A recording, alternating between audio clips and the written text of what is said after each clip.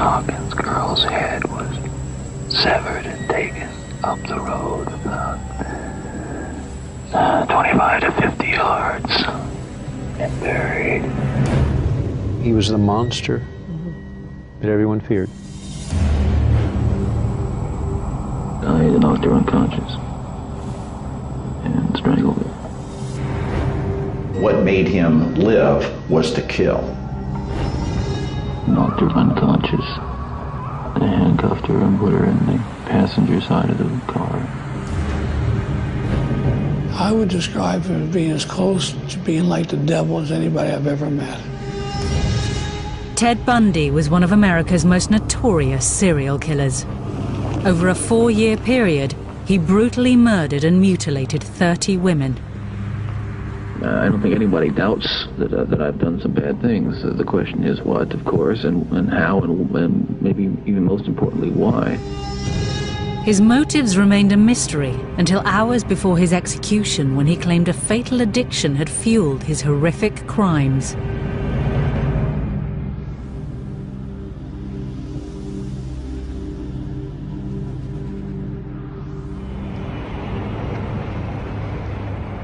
On January the 23rd, 1989, at Florida State Prison, journalists were being shut out of one of the biggest death row stories of the decade. The serial killer Ted Bundy was about to reveal what had driven him to commit some of the worst sex crimes America had ever seen.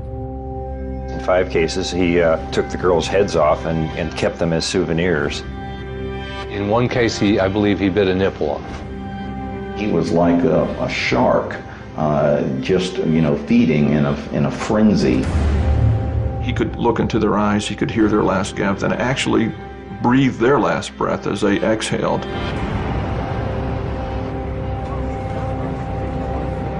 As journalists competed to get Bundy's final interview, he surprised everybody by agreeing to talk to one man only, Dr. James Dobson, a Christian evangelist who flew in especially for the interview.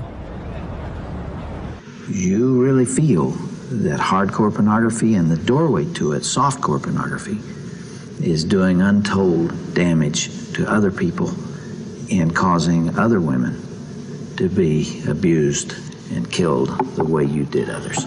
Listen, I'm no social scientist, and I haven't done a survey. I mean, I don't pretend that I know what John Q. Citizen thinks about this. But I've lived in prison for a long time now. And I've met a lot of men who were motivated to commit violence just like me. And without exception, every one of them was deeply involved in pornography, without question, without exception, deeply influenced and consumed by an addiction to pornography. As Dobson saw it, this interview contained a powerful message, one that was central to the Christian evangelical movement, and which fanned the flames of the debate about the role of hardcore pornography in violent sexual crimes. The interview was given to every broadcaster in America on one condition, that they play it unedited from start to finish. But had porn really been responsible for turning a seemingly all-American boy into a monster? He told Dobson what he wanted to hear, that it was hardcore pornography, violent, hardcore pornography that led him astray. And that's something that I will not allow my industry to take the blame for. I knew what he said was true. Common sense tells you that that type of hardcore material is destructive for young people especially, and it breeds disrespect and violence against women. The interview started a debate that led all the way to the White House, and an investigation into what drove Bundy that would open a chamber of horrors. He wanted to possess them as if he would possess a Porsche or a potted plant. He was basically reconstructing who they physically were.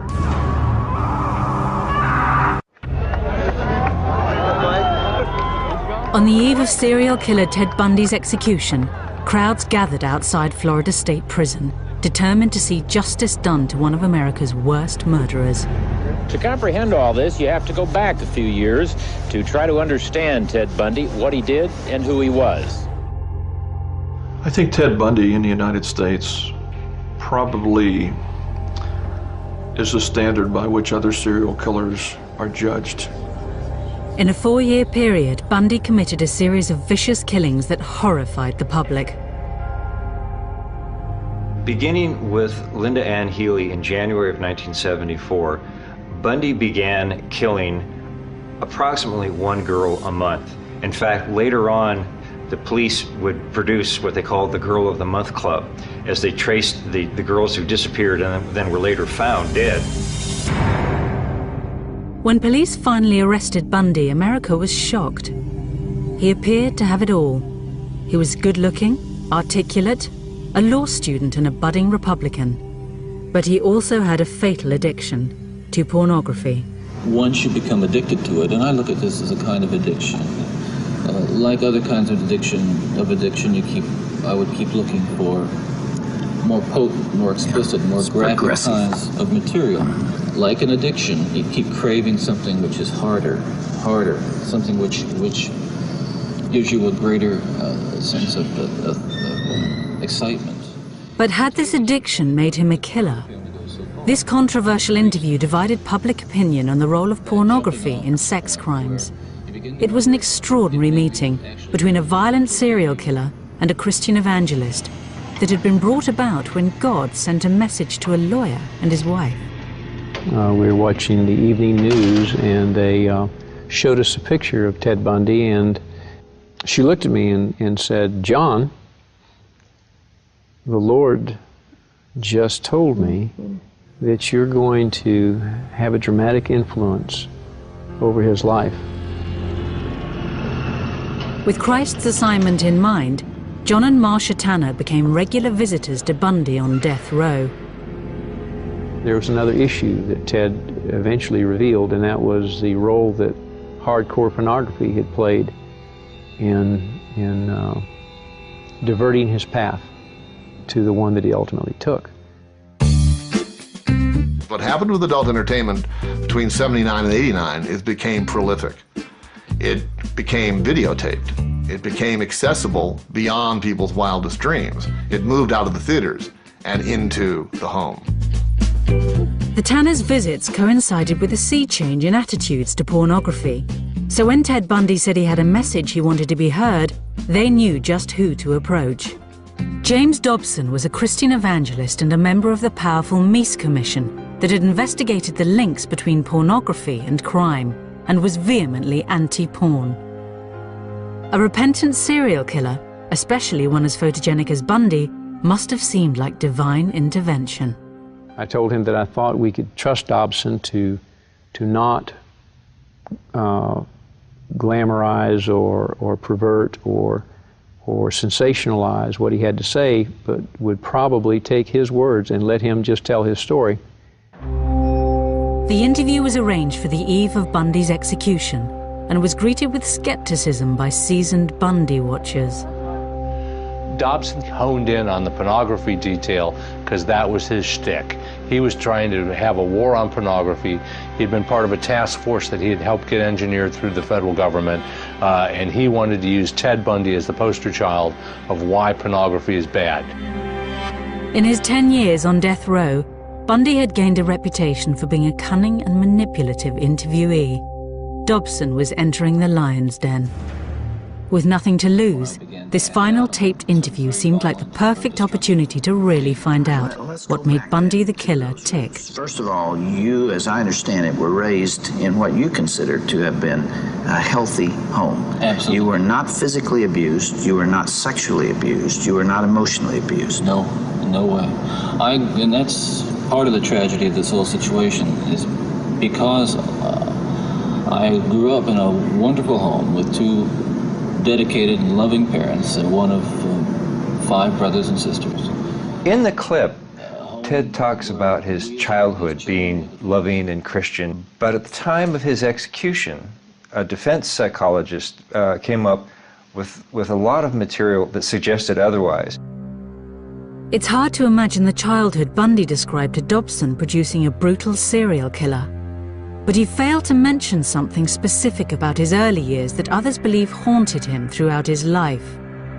The question of Ted's illegitimacy has been sort of the topic A in all the efforts to try to figure out what was really going on inside his head.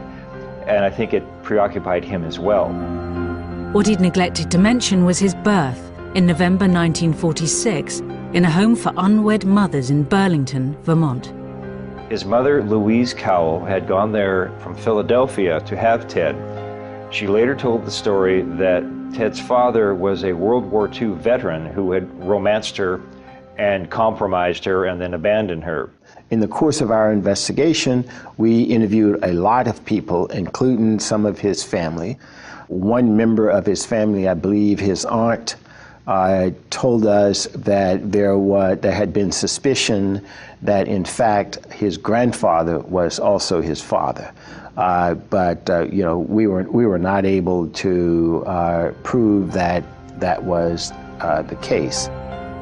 To avoid the shame and stigma of illegitimacy, Bundy's mother passed him off as her baby brother. Later, she moved to Tacoma, Washington, where she met and married Ted's stepfather. How nuts would you be if you were pretending to be a brother when you know it's your mother? He told me that he discovered it by going through his parents' papers, and that he said it came as a bit of a revelation to him. Now, I spoke with a boy that was a very close friend of Ted's, and I asked him if he had ever discussed the illegitimacy question with him, and he said yes. And the sense this fellow had was that Ted was deeply angry about it, that he was very hurt by it and he was upset by it. And when he tried to sort of say, well, Ted, Johnny loves you, you don't worry about this sort of thing, and he said, Ted's answer was, you're not the one who's illegitimate. The young Bundy also appeared to be acutely conscious of his family's lack of money.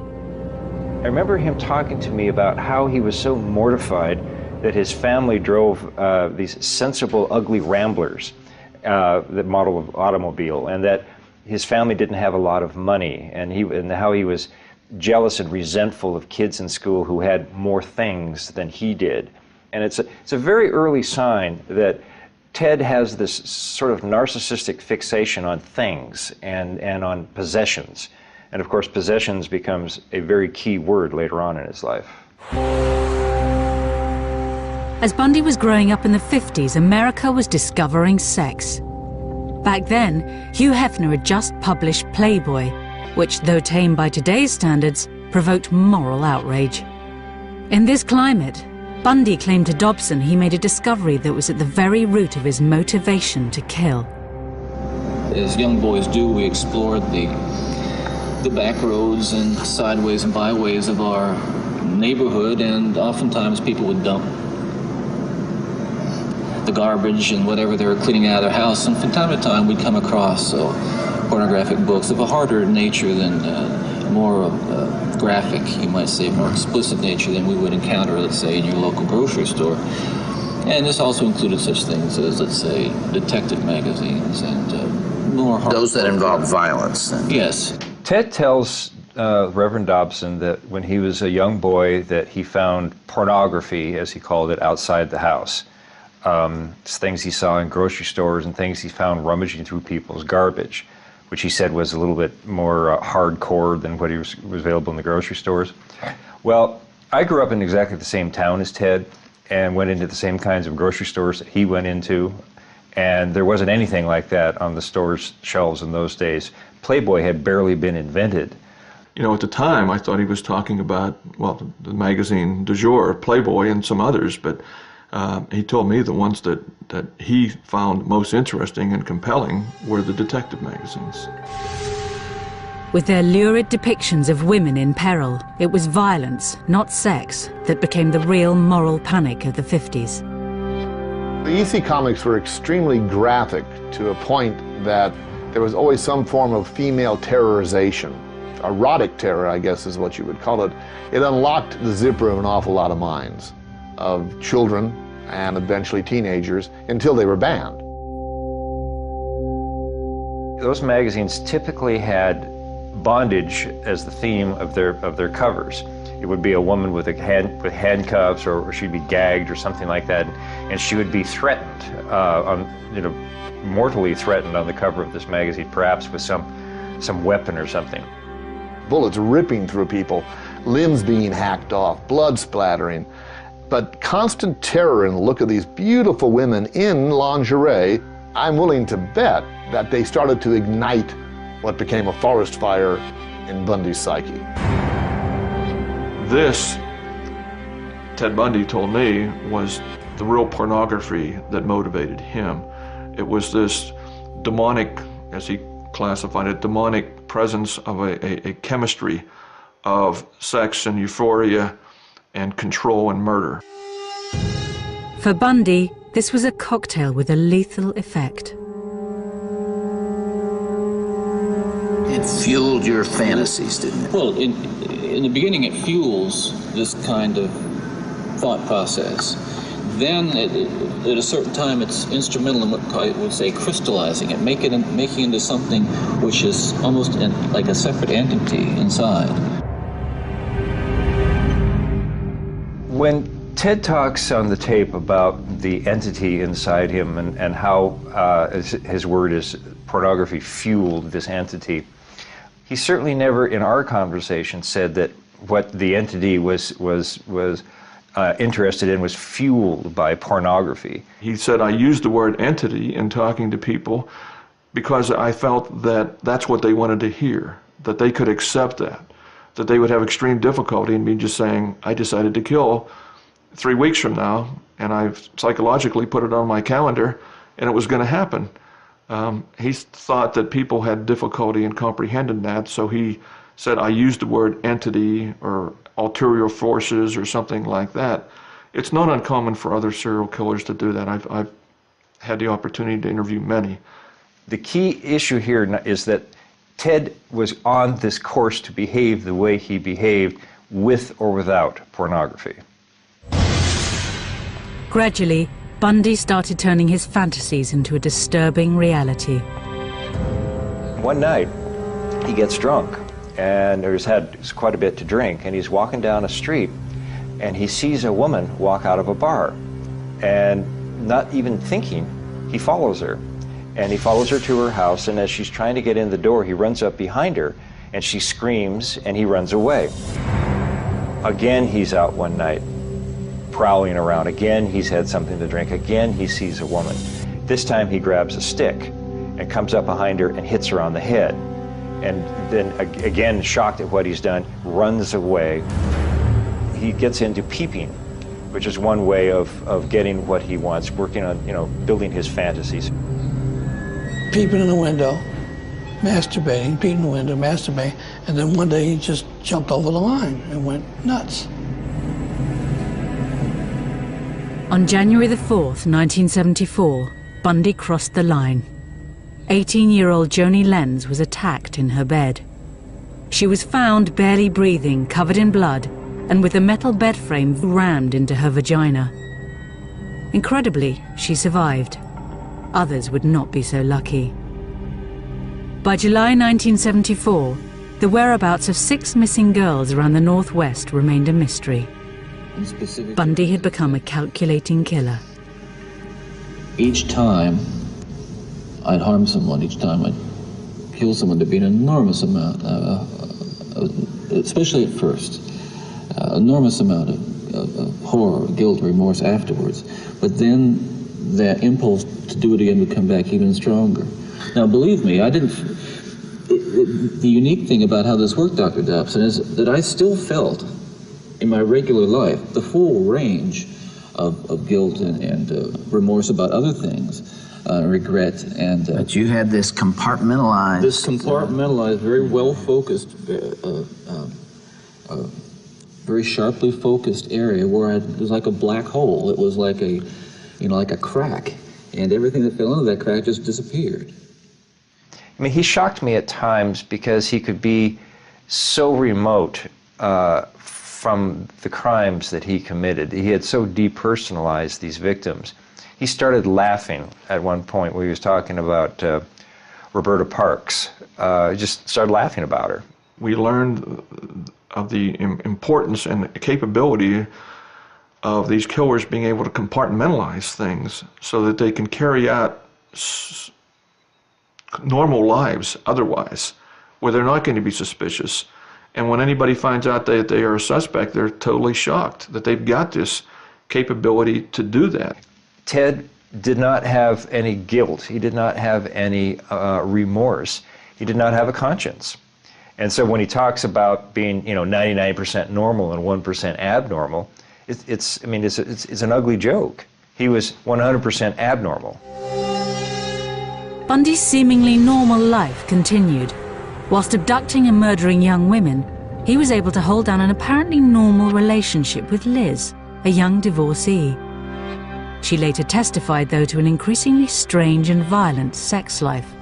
Liz reported a lot of, unusual behavior. Ted examining her body with a flashlight at one point, him wanting to tie her up. I think she found some pantyhose in his, among his clothes at one point. She once found a big bag or box of keys to all sorts. She had no idea where all these keys were from, but they probably came from Ted's nocturnal wanderings. She would remember later on him telling her that he had thought about killing her at one point.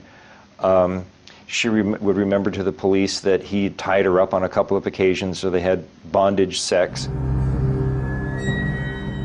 Bundy started to enjoy the power he had over his victims. He and I talked about why he killed. He said because possession was at the bottom of his desires.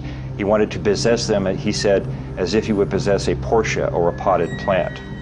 And a memorable quote from Ted that, to an FBI agent was, if you have enough time, you can do anything you want to them.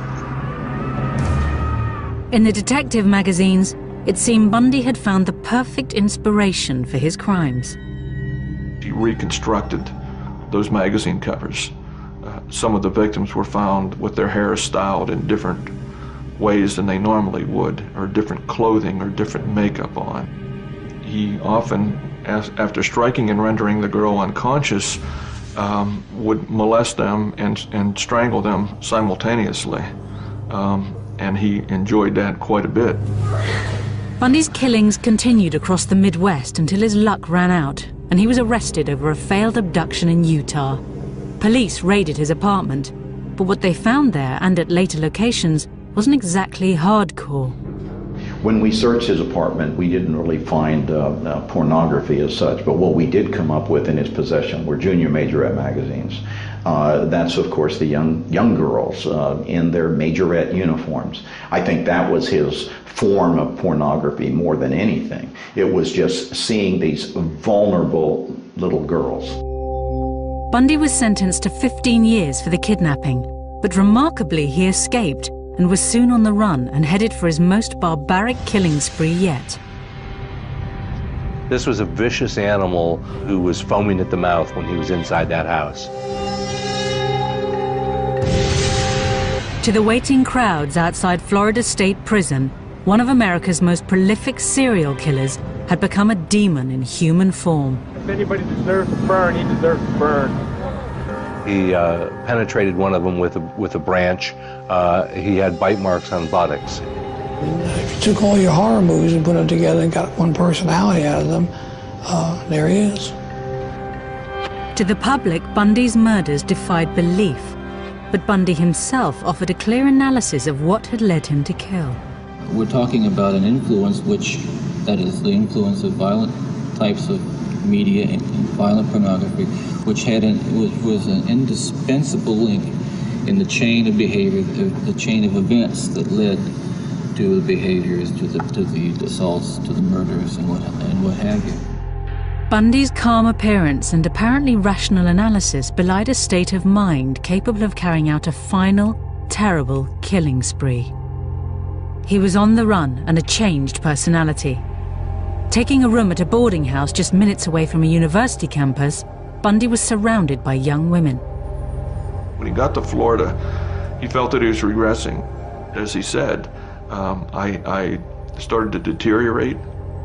He reverted once again to burglaries, being a peeping Tom, all of those things that he started doing prior to him becoming a murderer.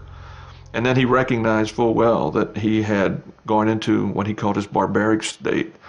The killer struck first at the Chi Omega sorority house.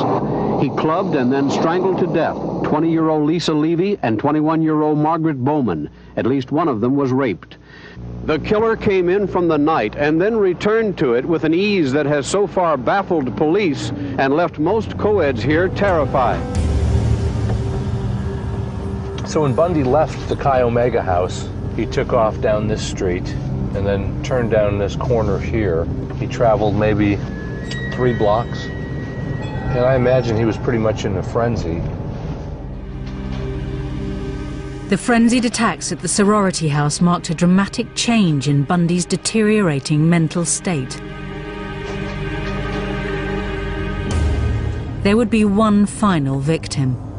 In the interview with Dobson, even Bundy himself appeared remorseful and unable to explain this last killing. One of the final murders that you committed, of course, was apparently little Kimberly Leach, 12 years of age. I think the public outcry is greater there because an innocent child was taken from a playground. What did you feel after that? Were there the normal emotions 3 days later? Where were you, Ted? I can't really talk about that right now. Police at the time of Bundy's arrest recall him being anything but remorseful. When we showed him the picture of Kimberly Leach, the 11-year-old girl that he tragically took the life of, he threw the picture down and said, "What you don't understand is I am the cold-blooded son of a bitch you'll ever meet." He was trying to show us that it didn't bother him. The manhunt to find the killer ended when Bundy was arrested in a small town on the Florida coast. At the time of his capture, his mental state shocked police. Well, when we got to him in Pensacola, he was off the chain, as the kids say nowadays. And we spent 3 or 4 days trying to reel him back into the reality of what's going on. He spent the nights talking to the police about himself in the third person, and he, in effect, confessed to having committed a number of murders. The killer that had left a trail of bodies across America had come out of the shadows, but he wasn't going down without a fight. What do we have here, Ken? Let's see. You always say an indictment, all right? Why don't you read it to me? You're up for election, aren't you?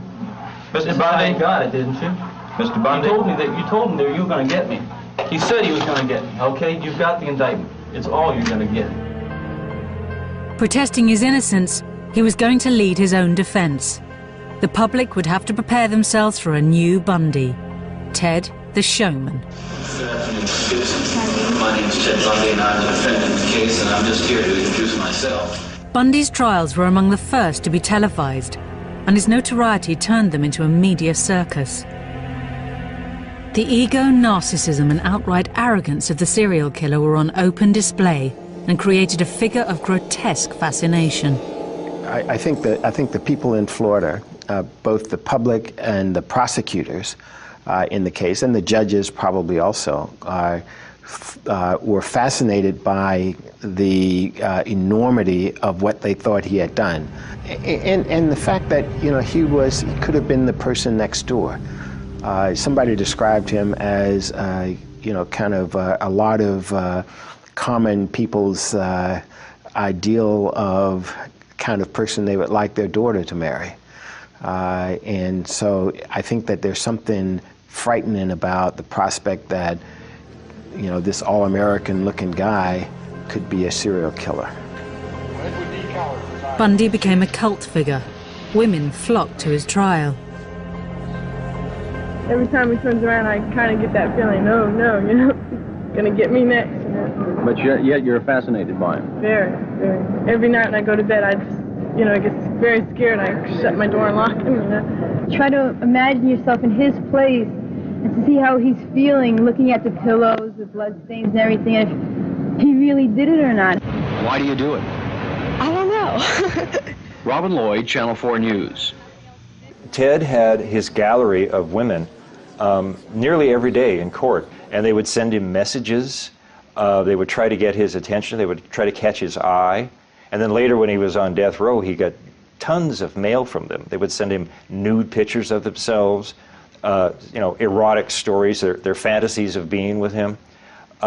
It's a very bizarre syndrome, and I frankly at a loss to explain it. You're going to represent yourself, or you're going to get another attorney? I'm staying with the man I know best right now, and that's me. His ego led him to believe that there wasn't a brighter attorney out there, even though he had never finished law school. The extraordinary part about the Bundy trial was the extent of his participation in it. Bundy appeared every inch the lawyer, cross-examining witnesses, analysing blood samples, even questioning forensic evidence of bite marks taken from a victim's bottom. Our contention all along, Your Honor, has been that they have taken my teeth and twisted them every which way but loose to fit. He swaggered across the courtroom and he does all the gestures, puts his hands down, and I mean, he watched enough courtroom and enough Perry Mason on television that he absolutely looked and sounded the part of a lawyer. And it was just amazing to believe that this was the guy that was accused of all these brutal crimes. Good morning, officer. Just as he had separated his murders from his everyday life, in court, Bundy separated the serial killer from the lawyer, though the jurors felt differently. He was apparently thinking he was coming across as a lawyer, and they were seeing him in a much different light. He never really appreciated the weight of the accusations that he carried with him and the effect that that had on ordinary people. The first victim you saw was Kathy Clark. Bundy appeared to relish the role of lawyer, at one stage launching into such an excruciatingly detailed cross-examination that he appeared to be reliving the crime. One after another, his trials were descending into chaos. It went day and night on his whim. He got to the point of auditioning some of the lawyers for who would make the opening statement, who would cross-examine certain witnesses, who would make the closing argument. To lawyers trying to conduct an overall strategy of a trial, this was impossible to deal with. You couldn't have a theory of defense when the client was constantly pulling the rug out from under you. In a final act of farce, Bundy used a legal quirk of Florida law, the fact that his girlfriend was under oath, to conduct a brief but legal marriage ceremony. Do you want to marry me? And I want to marry you. And I do want to marry you. Here again is the difference in Ted as a defendant who doesn't see the significance of what he's doing to the jury, and Ted, the supposed lawyer in the case. I guess to Ted, it felt or made it seem that he was humanizing himself, but it looked like a trick. To me, it looked like a trick. Maybe he didn't care how it would look to a jury. Wedding or no wedding, the jury was in no doubt. Therefore, it is the sentence of this court as to count one of the indictment that you, Theodore Robert Bundy, be adjudicated guilty of murder in the first degree, and that you be sentenced to death for the murder of Kimberly Diane each. In the 10 years that Bundy spent on death row, books and films vied to explain what had motivated the seductive serial killer. Well, Ted Bundy was a gruesome celebrity in this country, and especially in Florida because of the murders he committed here. And at the time, he probably could easily have been called and was considered the most hated man in America. As his appeals ran out, a demonized Bundy began thinking about how he would be remembered. You know, make no bones about it. I am looking for an opportunity to tell the story as best I can in a way that makes sense to me and the way that'll help not just you or the families, but that's very important, but also to help my own family. You see, I saw the look in my stepson's eyes yesterday, and to see the look in his eyes confirmed my worst fears. See, he said, "Could you?" He was just absolutely astounded. He couldn't understand. He was writing me questions, just furiously writing questions. I could see that that he was, how really bewildered he was, and I need to give him a chance to know, and others a chance to know what was really going on, what it was really like for me. He wanted to create a legacy for himself that was something other than murder. He wanted people to see that there was another side of him, and that this other Ted had done things that were socially valuable and that were redemptive in some way. The interview with James Dobson gave Bundy a unique opportunity to offer himself up as a stark warning to society, framing his crimes against the backdrop of a young boy fatally corrupted by pornography. Those of us who have been so much influenced by violence in the media, in particular pornographic violence, are not some kinds of inherent monsters.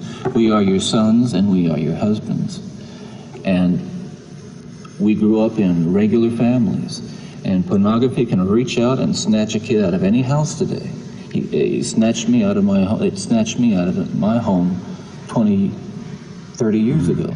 Towards the end of the interview, Ted sort of begins to catch on to what Dobson wants him to say, and you notice that he issues these dark warnings about all the other the other minds out there that are being polluted by what they see on cable TV, and what he's arguing is that the individual responsibility, to be a citizen, to not be sociopathic, to actually be empathetic and have a conscience, can be undermined by dirty pictures, and it simply is not true. Well, I believe Bundy was used as a weapon by the right-wing, conservative, very religioso, might even call him religious mafia, who decided to use him because he perpetrated sex crimes. And the minute the word sex rears its empty head, you can blame it all on the adult entertainment industry. So Bundy becomes their banner. He becomes their bloody flag to wave into the face of all these people who, because they're watching adult material, might become future Bundys. What a crock of shit.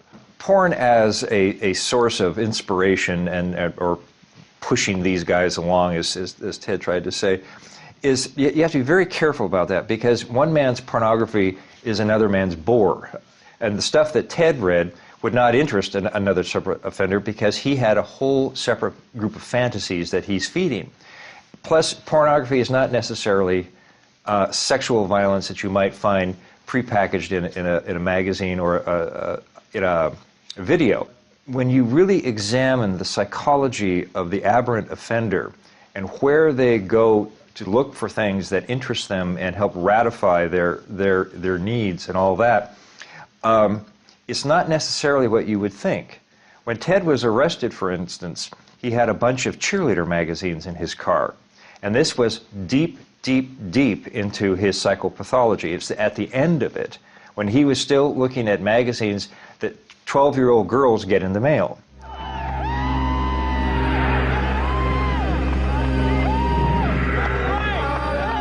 Guilty and awaiting execution, the true scale of Bundy's atrocities became apparent.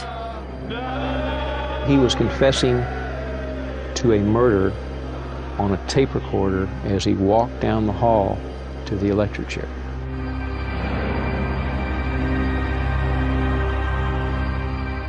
He learned that his appeal had been turned down about midnight. I understand he received a call from his attorney, Paulie Nelson. Prison officials are now preparing to shave his head and prepare him for execution at 7 o'clock. The execution of Ted Bundy couldn't come fast enough for a crowd that was beginning to feel like a lynch mob. I think it was clearly the circus atmosphere that developed here this morning. Somebody today compared it to a public hanging in the Old West. Hundreds of people, maybe thousands, showed up, almost boiling over with glee that Ted Bundy was finally going to be executed. Bundy's final interview was headline news, and Dobson eagerly fed it to the waiting media. He wanted to make a statement to the world about pornography, both softcore pornography and hardcore pornography. There was a great deal of remorse. He wept several times while talking to me.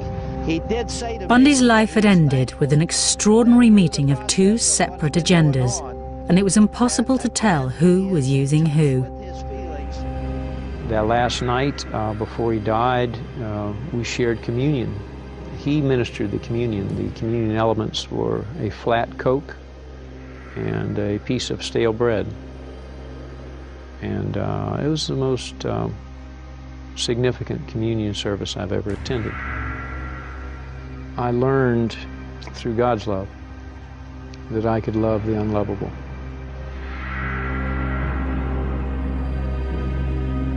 Bundy was suspected of having killed 30 women, but by the time police and FBI finished questioning him, that figure was closer to 100. Even in his final moments, he confessed to yet more killings. He was confessing to a murder on a tape recorder as he walked down the hall to the electric chair. I knocked her unconscious and strangled her and drug her into 10 yards into the small grove of trees that was there. Somewhere around 6:20 or 6:30, the lights in the prison went off, and that's the sign when they switched to the generator. At some point, they brought Ted in, and he was being supported by the guards. Sort of walked in. And his knees just buckled. I mean, the guards had to hold him up. And then he sort of got his composure back a little bit right after that, and he sat down. They then began to prepare him for the execution, strapping him in. And he looked at everybody in the room, one by one, went through everybody's eyes, trying to see who he knew or who he remembered. And the only person he smiled at was the prosecutor, and it was kind of, hi. And then they put the headgear on, put the mask over his face, and executed him. And you see the body tense up like that, and then it sort of loosens up. And then after a little while, it'll tense up again when they hit him with the second jolt of electricity. There is a smell of burning flesh in the room, and just a light wisp of smoke from the leg, as I recall. He's gone! He's gone! He's gone! Yeah! He's gone!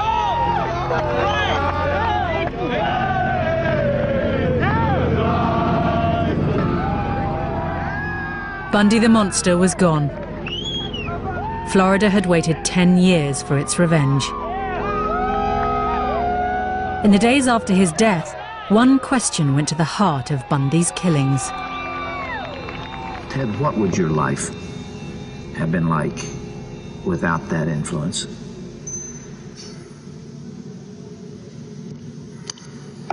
You can only speculate. Yeah. Well, I know it would have been far better, not just for me, and excuse me for being so self-centered here. It would have been a lot better for me and lots of other people. I know that. Lots of other innocent people, victims and families. It would have been a lot better. There's no question, but it would have been a fuller life. Certainly a life that would not have involved, I'm absolutely certain, would not have involved this kind of violence that I have committed. He starts out by saying, pornography didn't make me do it. But by the end of the interview, he's basically agreeing with Dobson. Dobson is kind of prompting him all the way through it. I mean, Ted is fairly honest early on. He says, I'm not going to, it's my responsibility. I take full responsibility for everything that I've done. And, pornography was part of it, but it didn't make me do it. But by the end of the interview, there's sort of a cheering section for the anti-pornography forces, and with that, that if it weren't, in fact, Ted does specifically say that if pornography had not come into his life, he would not have become a killer at the end of the interview. And that simply is not true. And Ted knows or knew that that was not true, but he was willing to say it to please the Rev. The interview should have been an alarm bell for the country. It should have been a wake-up call for parents.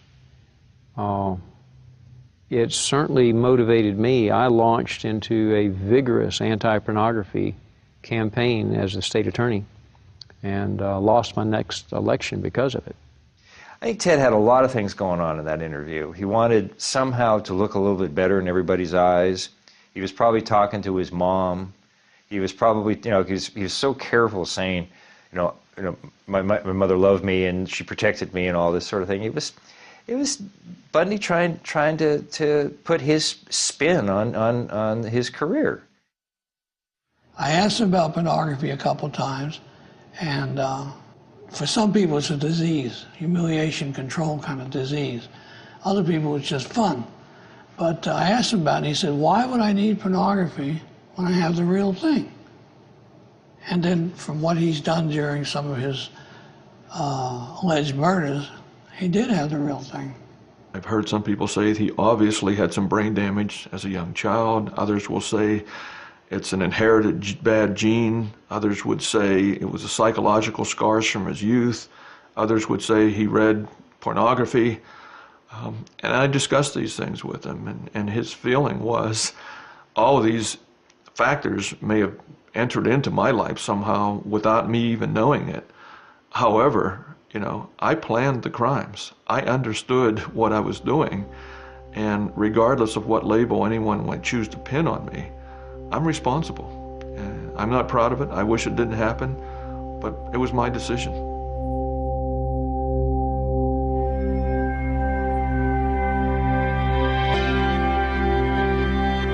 Should we ban hardcore pornography, or should we accept it as part of modern culture? We want to hear your views at channel4.com/health.